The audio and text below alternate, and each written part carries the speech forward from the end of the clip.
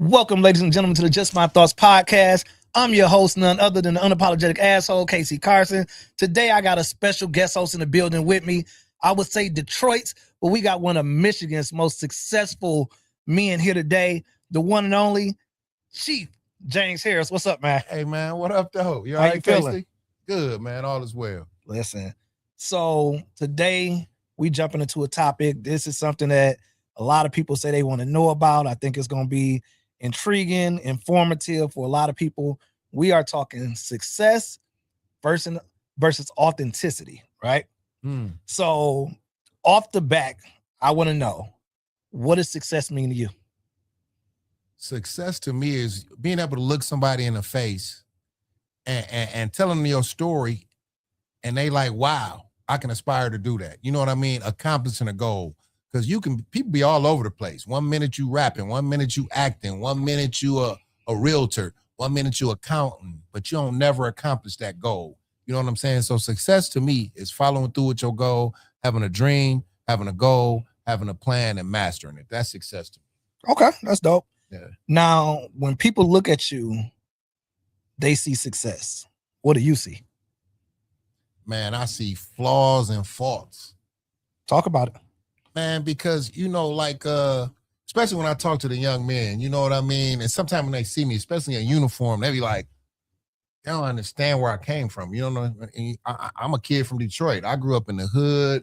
I've been through some of everything. You know what I mean? The good, bad, and a lot of the ugly.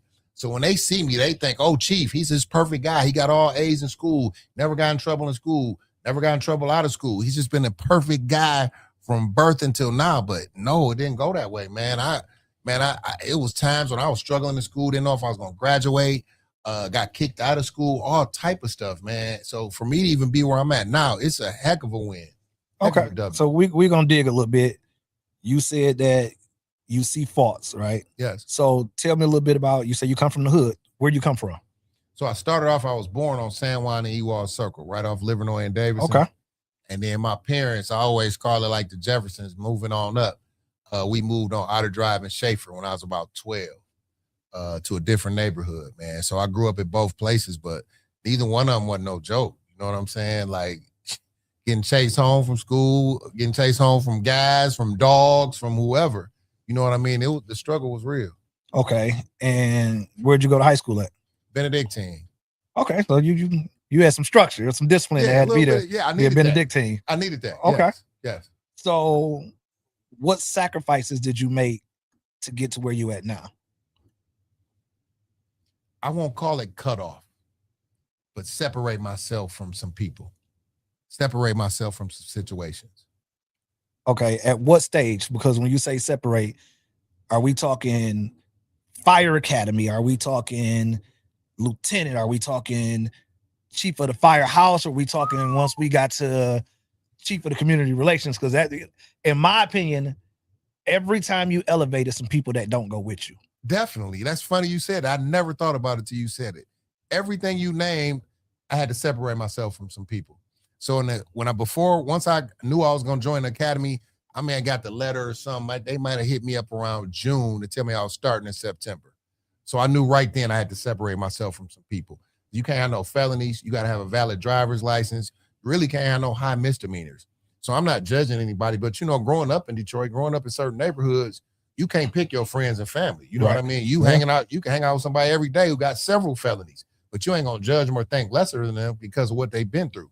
So I knew I had to separate myself from some of the places I was going to, some of the people I was around. You can't go to no after hours no more. You can't go to no motorcycle clubs no more. You can't afford to get caught up in any legality. So I realized I had to separate myself from people, but I didn't cut them like, hey, I'm not hanging out with you anymore. I just kind of distanced myself and I got into my books and got into my studying. Because with the fire academy, it's a lot of book work. It's a lot of knowledge. People think it's all physical, but it's a lot of it's up here. No, and I think a lot of people don't understand the level of education that goes into what you're trying to do. When it comes to being a firefighter, you got to know that a chemical fire is different than a gas fire. Absolutely. That it's so many different, like, okay, yeah, if it's a chemical fire, you can't use water. If it's a grease fire, you can't use water. You got to know so much that's really book work You know what I'm saying, that you got to be educated about. So I think a lot of people don't understand the level of sacrifices that goes into actually learning what it takes to keep people safe and keep you from killing yourself. For sure, 100%. So you talked about separating yourself, and I can definitely understand that. You know, I've been there, and oftentimes when we talk about separating yourself, like you said, it's not a beef. You ain't fall out with nobody. It's just literally when we see each other, it's all love, but we know we don't do the same things no more. So once you start reaching that level of success, do you feel like in public you have to wear a mask, or is it like I'm always going to be able to be James, or sometimes I can't be James, I got to be Chief Harris? Always. You always got to be Chief Harris. When I tell the young recruits, when they're in the academy or they first getting out their first year, I'm like, you no longer Joe, you no longer KC, you no longer Mike. You're Detroit Fire Department. So when you mess up, the news story ain't going to be, your name is Joe Smith. It's going to be a Detroit firefighter messed up. Detroit firefighter got in trouble. Your neighbor's going to be like, no, I don't know his name or her name. It was that firefighter down the street. So you represent the whole family, a different culture. So no, I can't be myself. That's a different level of pressure. Now, what's that like? Like, how do you find that balance where you don't lose James to Chief Harris and you don't lose Chief Harris to James? Where did the balance come from? Family and longtime friends. Like when I get back with my high school friends or my friends I played football with, I'm James, I'm Jimmy. They cracking jokes, they roasting me, you know what I'm saying? They humble you, especially around the house. You know, my family, my daughters don't care nothing about Chief, nothing about fire department. It's daddy. You know what I'm saying? They could care less. So they, you know, your friends in your circle have a way of humbling. No, that's true. Like my daughter 11, she don't give a damn about me doing movies. She don't care nothing about the podcast at all. It don't mean nothing to her. So it's like I said, it's my daddy and we going here, and she don't care nothing about it. My son a little older, he's 16, he gonna be 16. So for him, he care about the money. That's it. The status, oh man, I saw these Bottega shoes and on, I want to do this. But even with that, like, you not a filmmaker. Like I said, you not a podcaster. It just pops. That's it. That nothing more, nothing less. Like, he don't care about it. No. This is my pops. You know, only time he actually cared about the podcast last week I had on the actor, and that's almost like his celebrity crush. Okay. Went crazy. Did he? I'm in the crib, I hear him scream, Dad, so I'm thinking something that happened. I rushed over. What's up? Like, show me the phone. Hey man, when you gonna have her on? Right. I watch all her movies. I'm like, damn, do you watch my movies? Like, nah, I need to be in the studio. Like, I ain't worried. Like, hey, I gotta meet her.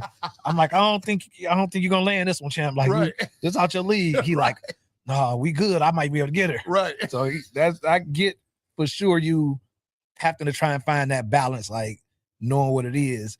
Now, you being a professional, do you feel like you have to hide James or Jimmy?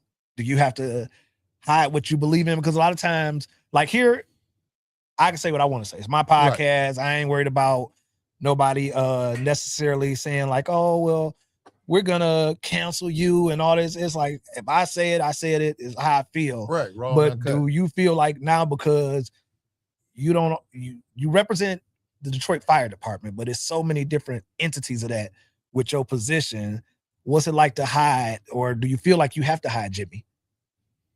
No, you know why I don't? I've been a nerd for so long, so many years now. It's just like almost second nature.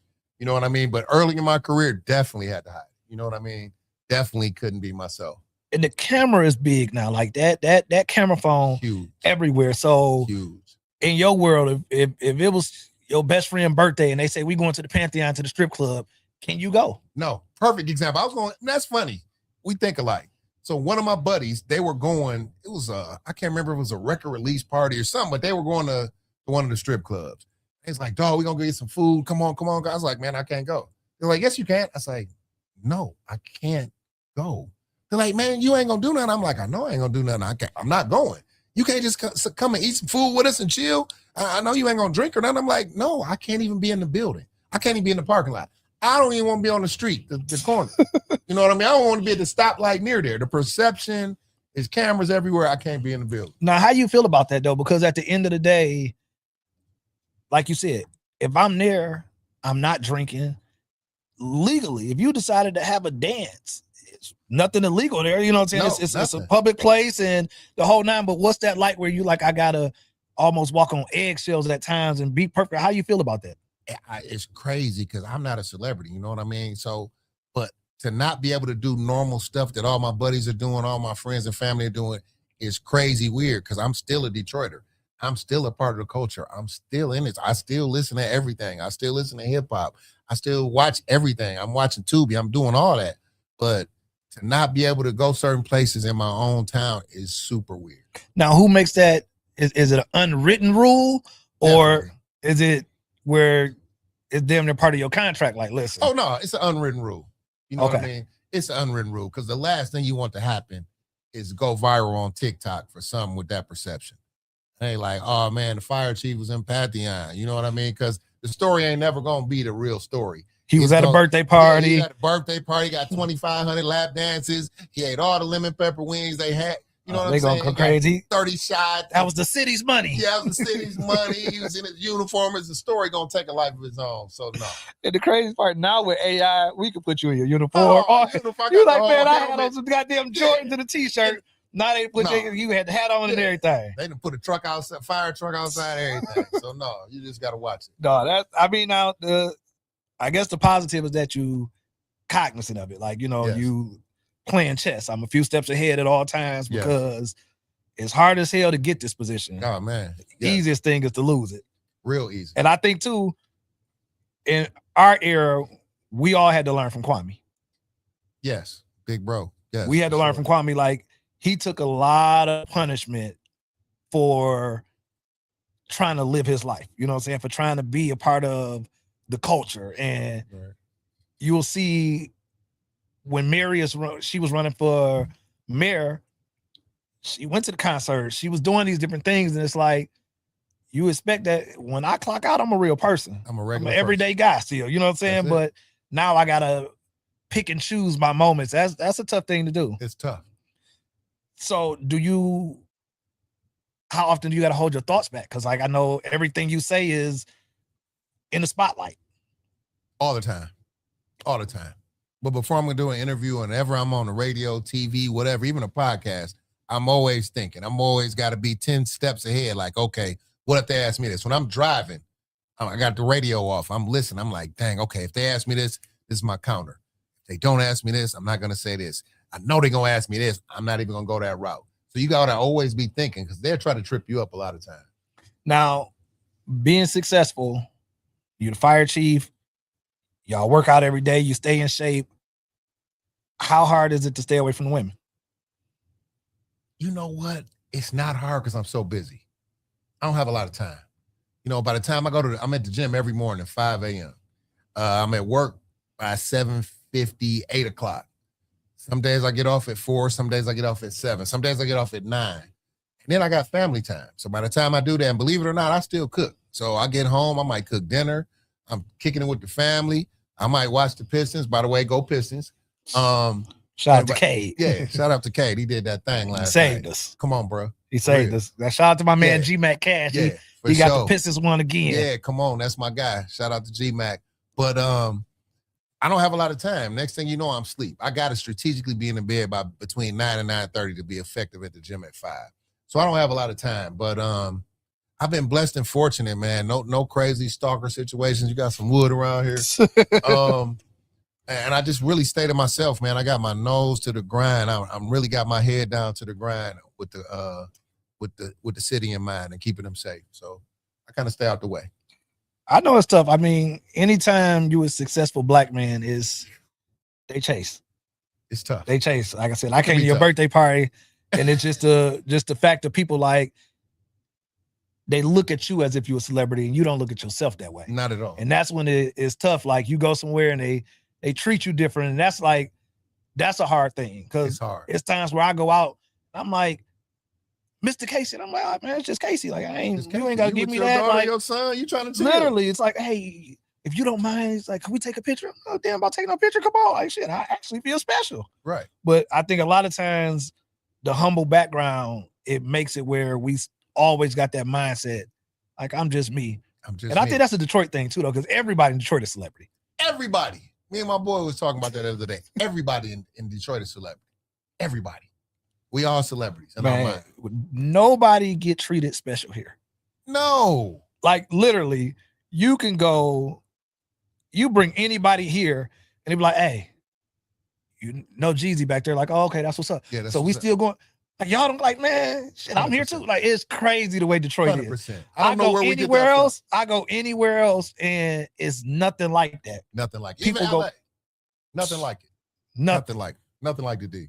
Now, if you could go back in time and do anything different, would you? Oh heck yeah, for sure. I would go back into high school, 9th grade, and I'd be laser focused on books and sports. That's it. That's it. No girls, no extracurricular, books, sports, in the discussion. Now, hindsight, right? Had you went and only focused on books and sports, would you be here today? Yeah, but you see my jersey, I have a signed jersey or something, being retired from the league or something. Yeah, for sure. So you think had you focused more, you think you could have made it in football? I would like to think so. Yes. Yeah. So what is it that in your mind, what stopped you? What kept you from getting there?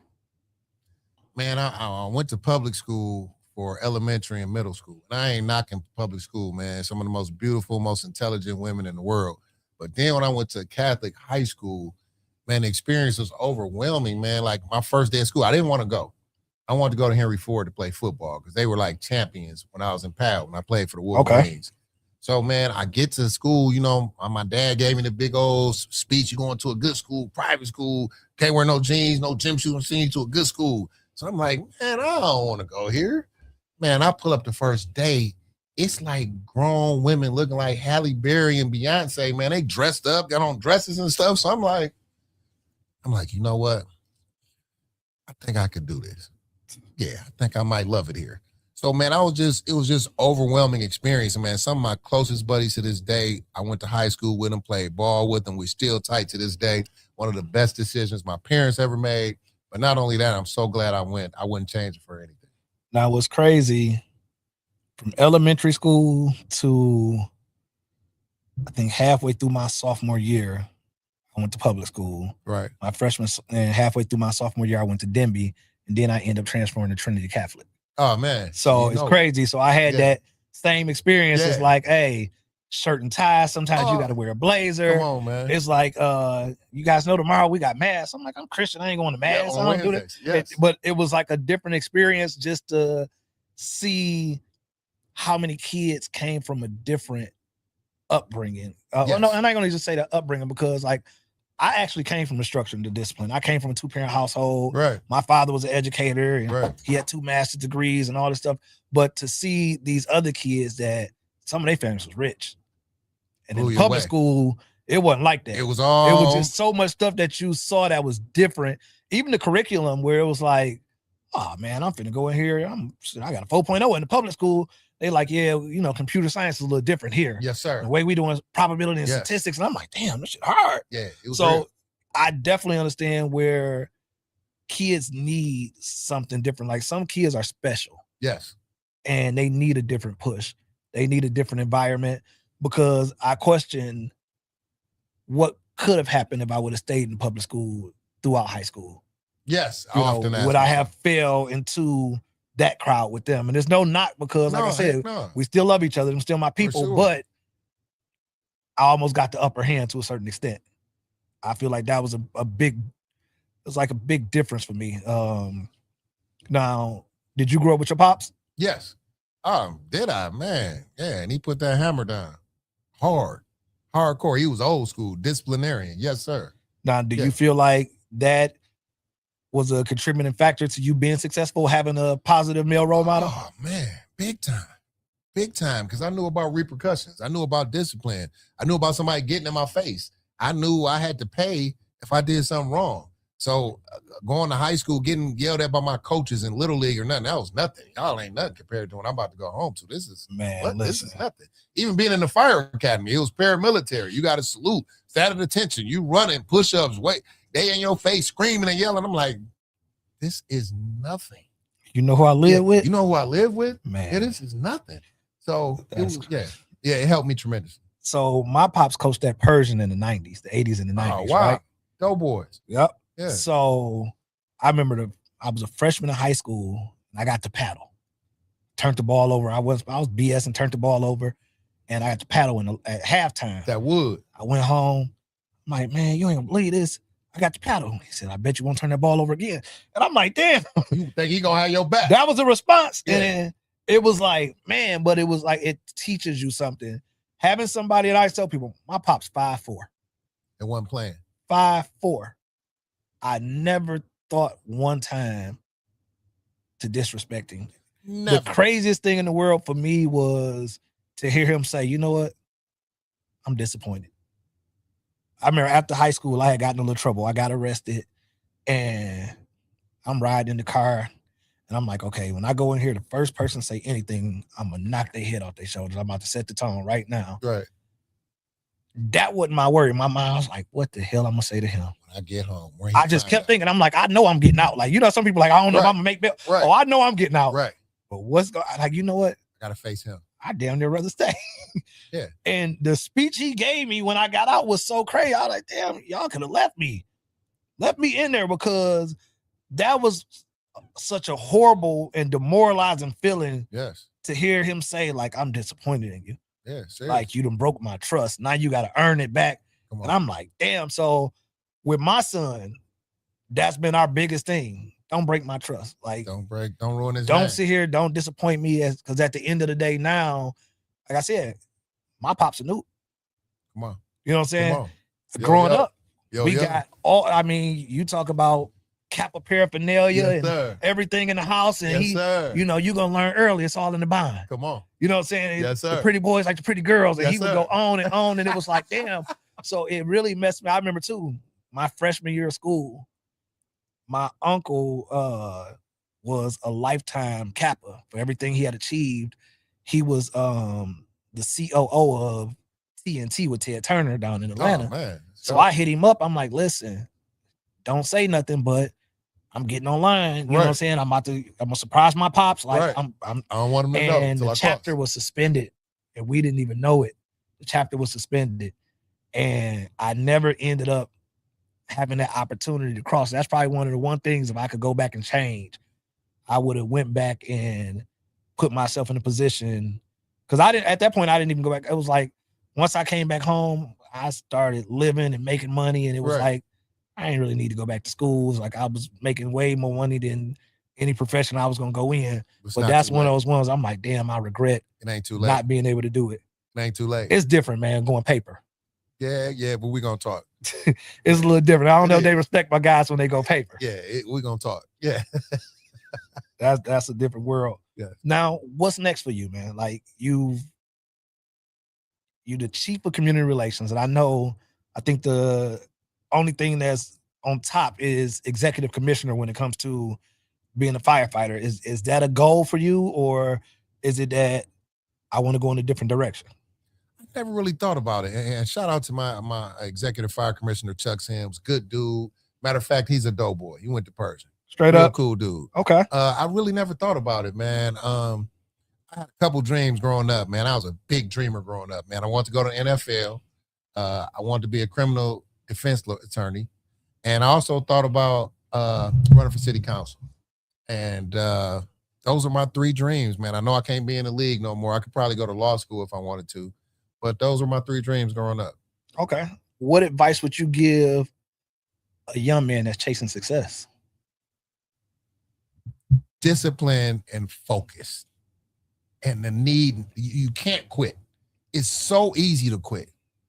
And sometimes you get to a point, you get to that stalemate, you get to that roadblock where you like, dang, I had everything going right. I had everything going perfect. And now I'm 3 steps behind. Oh, you just got to take 6 steps. Then you be 3 steps ahead. You know what I mean? Okay. So you can't quit. It is always a little light at the end of the tunnel. You can't quit. You just got to be laser focused.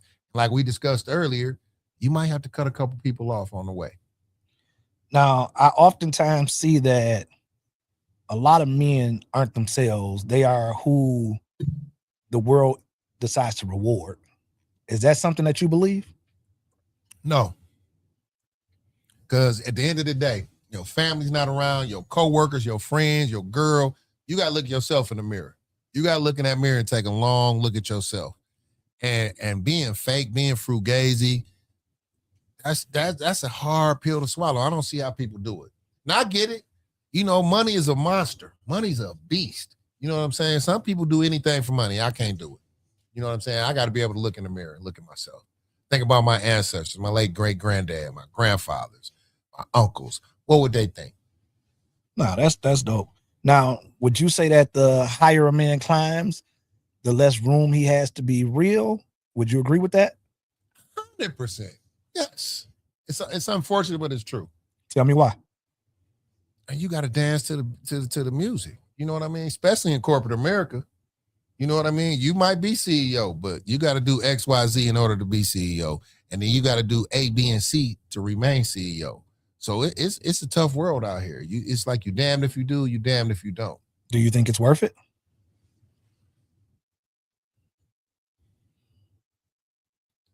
The yes part is yes, because you can change your whole world. You can change your life. You can change your family. You can change generational wealth. You know what I mean? You can change the trajectory of your grandkids, your great-grandkids by doing the right move, by sacrificing. And I guess at the end of the day, the question you ask, it's different type of sacrifices. So you're going to sell your soul. You're going to change who you are to be wealthy and be well off. Or you're going to keep it a buck and you struggling to pay your light bill. You know what I mean? So it can be tough. So at what point does a man stop being himself and he become his title? Is that success that changes that? Success does for some people. You know what I mean? Like when I'm out, people call me James, I answer to James. People call me Chief, I answer to Chief, but I ain't never checked nobody. You know what I'm saying? Somebody call me James, I'll be like, hey, I'm Chief. Hey, you see this? Never. You know what I mean? Because at the end of the day, my birth certificate, that's who I am. I can retire tomorrow. I'm still going to be James. No, you know what I mean? That's some big. People get caught up. You know, I'm the president. I'm the CEO. I'm the COO. No, just relax. You know what I'm saying? You ain't got to do that. It's crazy. My pops called me Duke. D-U-K-E. Right. Where the name come from, he made it up. I've been that my whole life. Since birth. Okay. My whole life. Right. Never been KC. Like, I can count on one hand how many times I done heard him say that. Right. And I remember I was at, I think it was like Christmas or Thanksgiving dinner. I had somebody with me and he said it and they looked and it's like, you okay with that? And I'm like, shit, it's my pop. Like, that's all I know.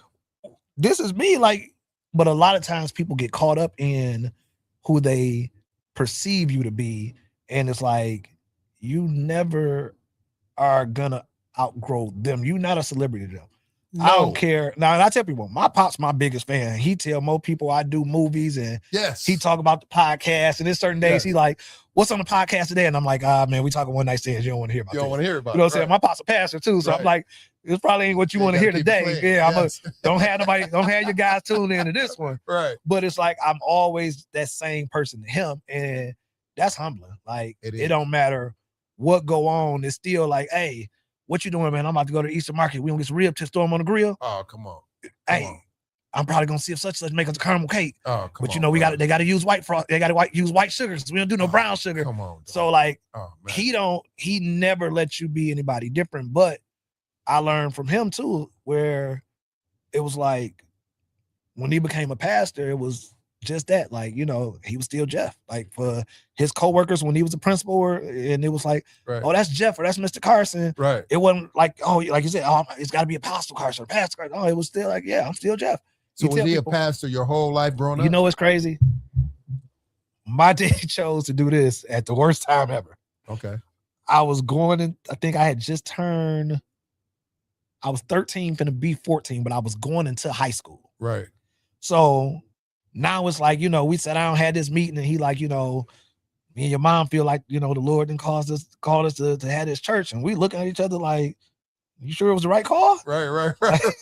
Y'all answered was it the right person that called y'all? How you know it's the Lord? Like, man, I'm like, it's gonna change a lot. Like, because now it was like, oh, they going to a party. Like, no, you don't need to go to that party. Like, I want to go to that party. All my friends. You can't go. You can't go. You want to do that? What are you thinking? So Yeah. no, it was like I said, I was about 14 when it happened, but like again, it taught me structure, it taught me discipline, it taught sacrifices. I tell anybody, I'm the man I am today because of what my pops instilled, you know what I'm saying? And you learn a lot because he didn't have a father growing up.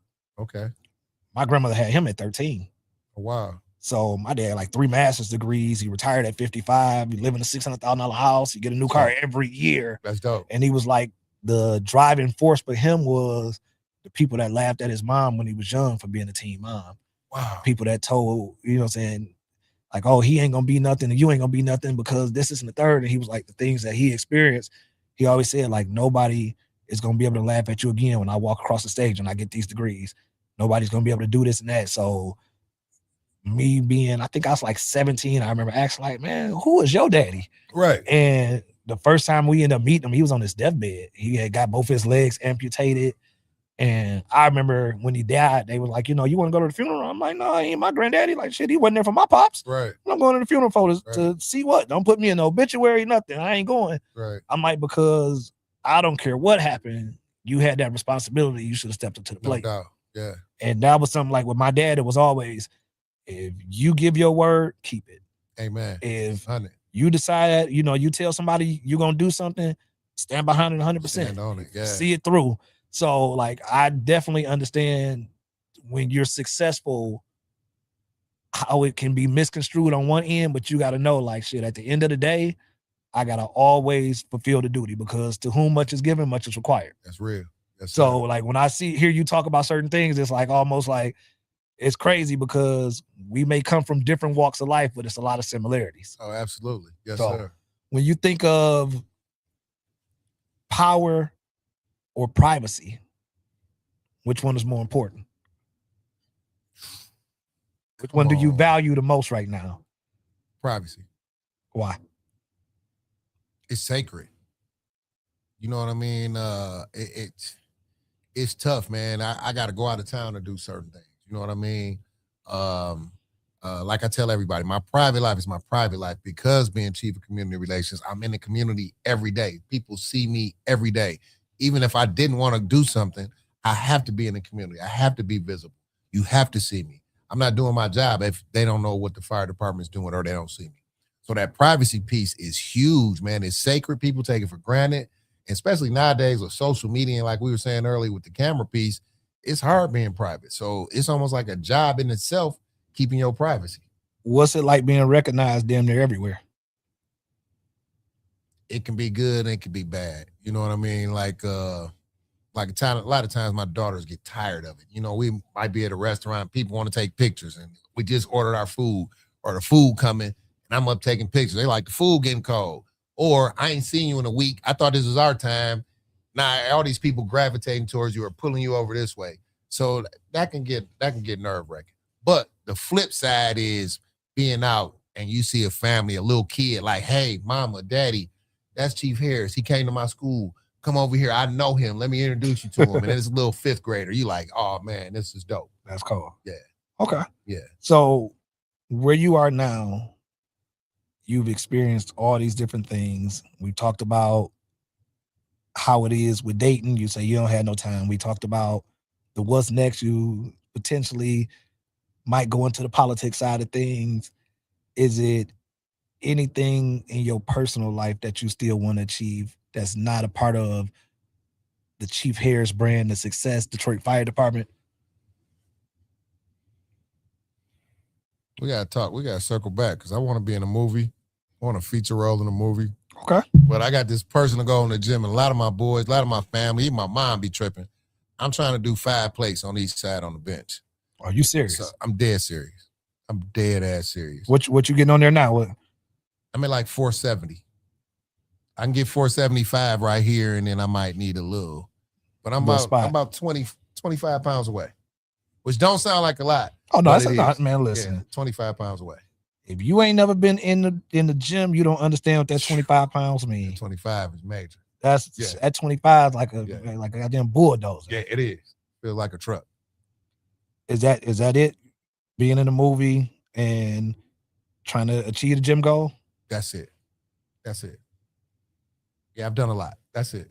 That's dope. Because a lot of people never get to become the top version of them.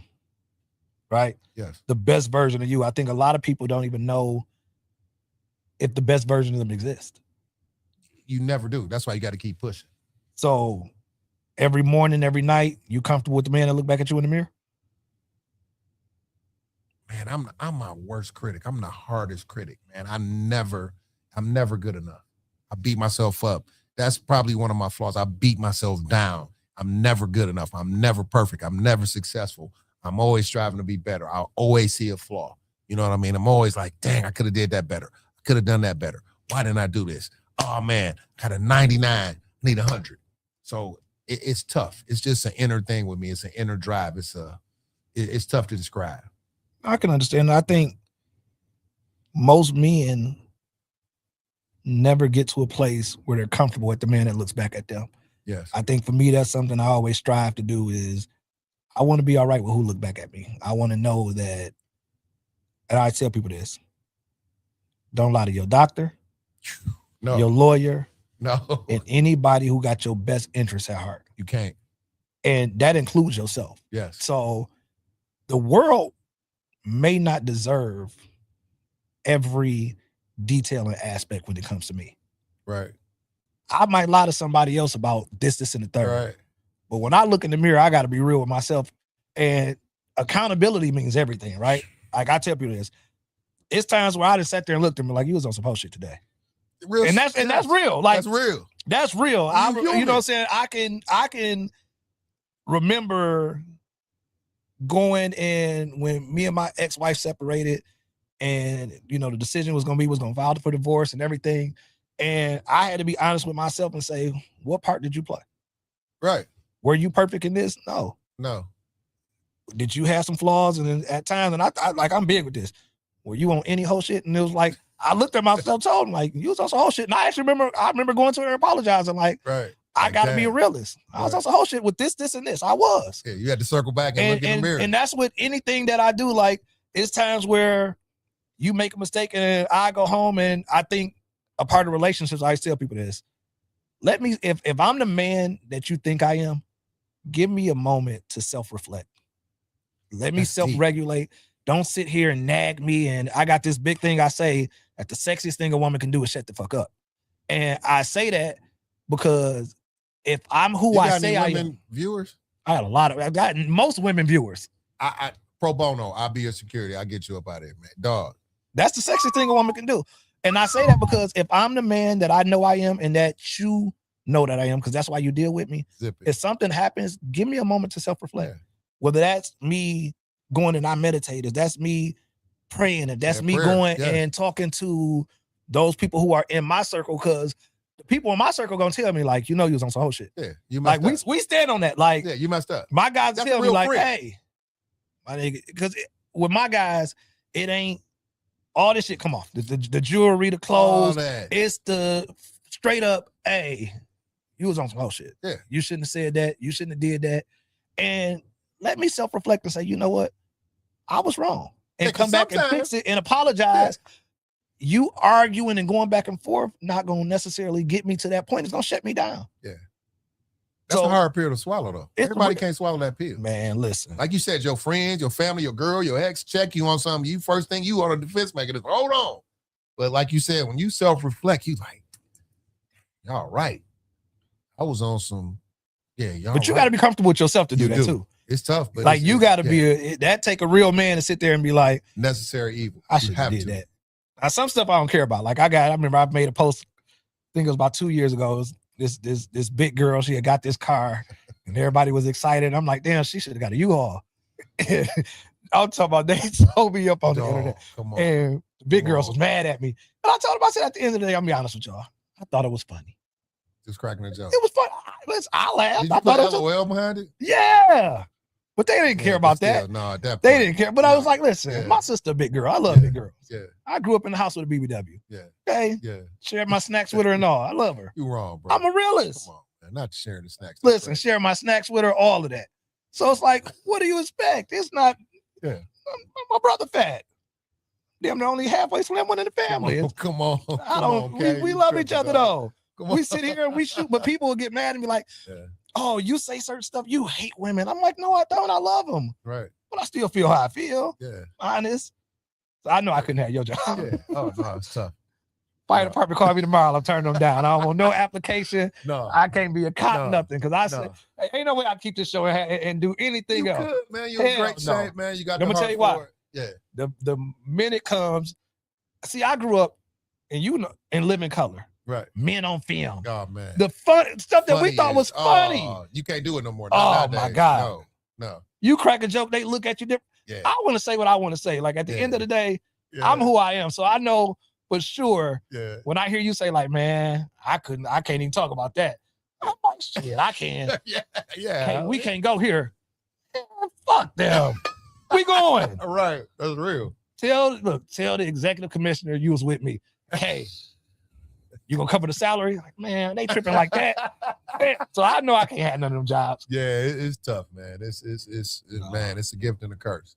I'm with it. Tell everybody where they can find you at, man. If somebody want to get in contact with you, how do they find you? Yeah, hit me up. Tap in on Instagram, Chief James Harris. I'm Chief Jimbo on TikTok and James Harris on Facebook. I love to chat. Big uplifter from the D, West Side. I just love seeing people successful, especially people that look like us. See, I'm from the East Side. Y'all see, I told you I hang out West Side. My parents from the East Side. With the West Siders. Yeah, my parents, I wouldn't be here for one East Side. My parents went to South like Team East Side and Doughboys come together. I'm rocking with them. Man, we doing it. All day, for sure. Listen, tell Mary Sheffield I want to be honorary chief. I at least want to. You got to go to Burnaville. Listen. You ready? Yeah, I'm ready. I got you. That's a deal. We locked in. I'm on it. Listen. Now, on the fire truck, I know y'all got to wear the mask. Yeah. The Cardi's prescription. Do they got something that's going to keep me good? They give me. Can I get a prescription mask? Because I'm in the building. I can't see shit. You can't rock the yags. They got something. I got some America's Best 29 2 for 50s. Okay, we can do that. We got you. They good with that? Covered. Yeah. So listen, if I don't get a key to the city, tell them give me a key to the East Side. Just to the East Side. Just to the East Side. Just east of Woodward. You good. Hey, once I cross 075, I'm home. You straight. I ain't got to call nobody, check in. As soon as I cross 075, I'm home. Man, shout out to East Side for sure all day. Listen. And Southwest. People forget about Southwest. Listen, I go to Armando's all the time. I'm still active. Come on. So yes. I want everybody to know and understand success and authenticity, they run hand in hand. They do. It's a big deal to be successful, but also stay authentic. Because at the end of the day, you are your most authentic self when you're being real to yourself. You can find me everywhere. Facebook, I am KC. What's my Facebook? KC Carson. Instagram, I am KC Carson. I want y'all to like, subscribe, comment to me. I'm telling y'all now, I comment back. I promise you. It might not be what you want to hear, but I'm definitely going to say something back. Shout out to my sponsors, Pretty Me 360. Shout out to my girl Riz, Stone Jungle Apparel. Shout out to my man Brian Wilbert, Society Nightclub, DJ Lish, Big Bowls Grill. Y'all make sure y'all find me Mondays and Thursdays, 7 o'clock. I'm on Instagram, TikTok, Facebook, Kick. I'm everywhere. Just so you know, it's just my